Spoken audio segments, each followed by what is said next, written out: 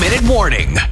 Good afternoon, Bleed Big Blue Nation. Jimmy D, your trifecta co-host of the Bleed Big Blue podcast show, coming to you on a Tuesday afternoon by the request of my man Marco to give you my thoughts on who the Giants may select at 23. And Marco asked me, he said, come on, we're all doing it. You know, who do you think will be there at 23? And I said, Marco, I can't get into these drafts. I can't do it. Every week there's a different mock. How much is information changing? All these teams put out this bullshit information to throw everybody off the scent of which way they're leaning and who they think is going to be there and who they're really trying to get.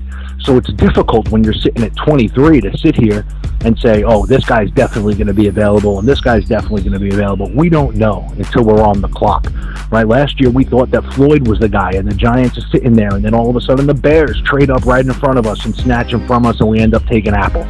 So it's difficult when you're sitting at 23 to say, okay, this is the guy. However, if you're going to put a gun to my head, I'm choosing, if he's on the board, which I think there's a fair shot that he could be, Zach Cunningham. And yes, I know about Njoku and McCaffrey and all these names, okay?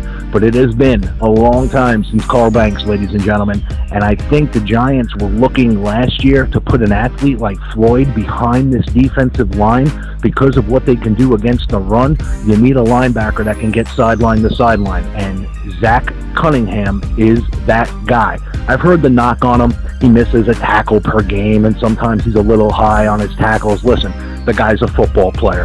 Okay, he fits perfectly at the weak side on the with a 4-3 defense.